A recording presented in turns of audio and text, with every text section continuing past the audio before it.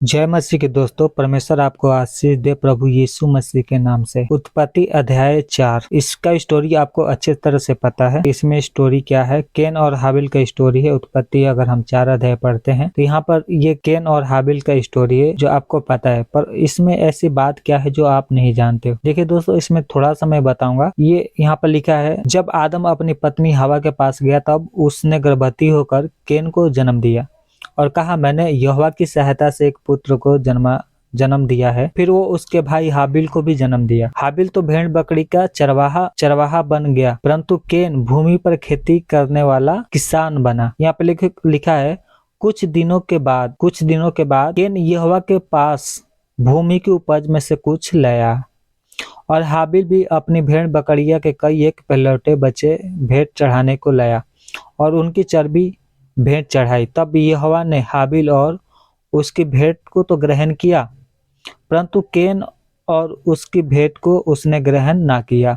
तब केन अधिक क्रोधित हुआ और उसके मुंह पर उदासी छा गई। तब यहोवा ने केन से कहा, तू क्यों क्रोधित हुआ? तेरे मुंह पर उदासी क्यों छा गई है? यदि तू भला करे तो क्या तेरी भेंट ग्रहण ना की जाएगी? और यदि तू भला ना करे तो पाप द्वार पर छिपा रहता है और उसकी लालसा तेरी ओर होगी और तुझको उस पर प्रभुता करनी है। अब देखिए दोस्तों, यहाँ पर परमेश्वर कितनी बड़ी बात कहता है। क्या है? यहाँ पर दोनों भेंट चढ़ाते हैं, परंतु हाबिल का भेंट तो परमेश्वर ग्रहण करता है, परंतु केन का जो है भेंट ग्रहण नहीं करता है। और जब परमेश्वर उसकी भेंट को ग्रहण नहीं करता तो यहाँ पर लिखा है, वो पहला क्या लिखा है, ये क्रोधित हो गया और उसके मुंह पर क्या हो गया? उदासी छा गया। यहाँ पे क्या लिखा है? वो क्रोधित हुआ और उसके मुंह पर उदासी छा गया। तो परमेश्वर उससे कहता है, तू क्यों क्रोधित हुआ और तेरे मुंह पर, यहाँ पे लिखा है, तेरे मुंह पर क्यों उदासी छाई है? यदि, यहाँ पे लिखा है 7 में, यदि तू भला करे तो यहाँ पे लिखा है, तो क्या तेरा भेंट ग्रहण ना की जाएगी? और यदि तू भला ना करे तो द्वार पर पाप छिपा रहता है। यह क्या लिखा है परमेश्वर यहाँ पर, कि द्वार पर क्या है? पाप छिपा रहता है। ये देखो, यहाँ पर छिपा रहता है। यहाँ पर आप परमेश्वर कहता है, आगे यहाँ पर हम पढ़ते थे क्या लिखा है, और उसकी लालसा तेरी ओर होगी और तुझे क्या करना है? उस पर प्रभुता करनी है। देखिए, बाइबल साफ साफ लिखता है और हम पढ़ते हैं तो बाइबल में क्या लिखा है कि जो शैतान है ना, शैतान वो क्या है? पृथ्वी पर इधर उधर घूमता रहता है। और ये परमेश्वर किसको दर्शा रहा है? पाप क्या है? शैतान है। यहाँ पर जो पाप कह रहा है ना, कि ये पाप, ये जो हम पढ़ते हैं कि ये पाप, तो ये पाप किसको दर्शा रहा है? शैतान को। ठीक है। और पूरी तरह से क्या है? केन जो था शैतान के बस में आ गया था। और परमेश्वर क्या कर रहा है कि तुझे क्या करना है? उस पर प्रभुता करना है। देखिए, आज भी हमें परमेश्वर क्या कह रहे हैं कि हम लोग प्रभु पर विश्वास करते हैं तो हम पाप के ऊपर क्या करें? प्रभुता करें। ये जब हम पढ़ते हैं तो क्या लिखा है? पाप पर क्या करना है? हमें प्रभुता करनी है। वो क्या करता है? वो तरह तरह की लालसा लेकर आपके पास आएगा, तरह तरह के लालच लेके आएगा, परंतु हमें क्या करना है? पाप के ऊपर क्या करना है? प्रभुता करना है। क्योंकि बाइबल में लिखा है, शैतान क्या है? फाड़ने वाले सिंह के समान क्या इस खोज में रहता है कि कब किसको मैं फाड़ खाऊं। वैसे बाइबल कहती है ना। और जब हम यूब की स्टोरी पढ़ते हैं तो वहां पे क्या लिखा है? जब परमेश्वर उससे पूछता है, कि शैतान से पूछता है, शैतान तू कहाँ से आया है?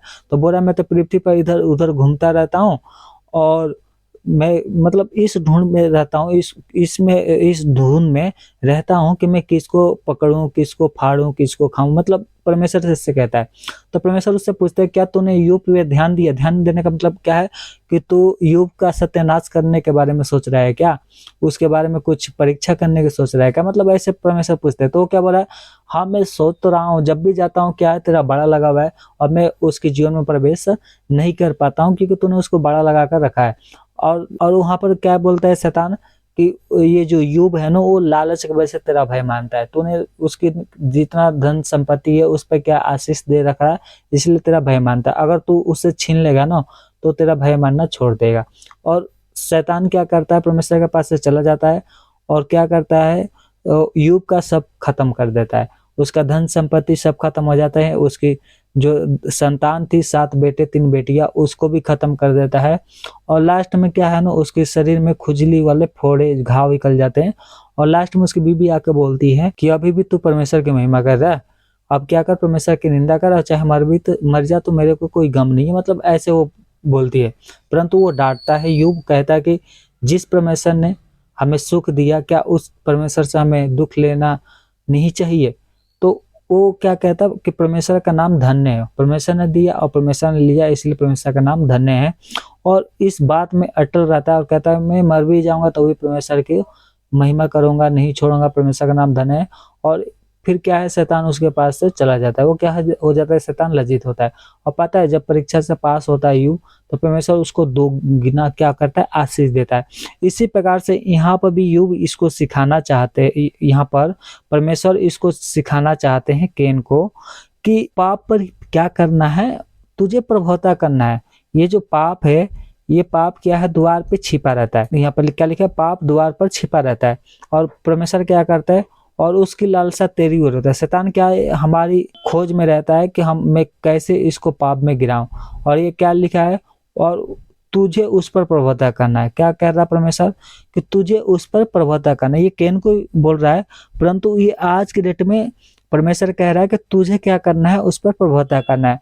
अगर हम ये पाप पे जो काबू पा लेंगे ना, तो हम जरूर आशीषित होंगे, पता है। और परंतु ये जो केन है ना, केन ये क्या है, पाप पे प्रभुता नहीं कर पाता। क्या कर देता है ये केन, अपने भाई क्या करता है, हत्या कर देता है। अपने भाई पर चढ़कर, या क्या लिखा है, उसकी हत्या कर दी, ठीक है। इस कारण से परमेश्वर ने क्या किया, उसको छोड़ दिया। मतलब परमेश्वर छोड़ता तो नहीं है, तो भी इसने क्या, अपने पापों को पछताप नहीं किया।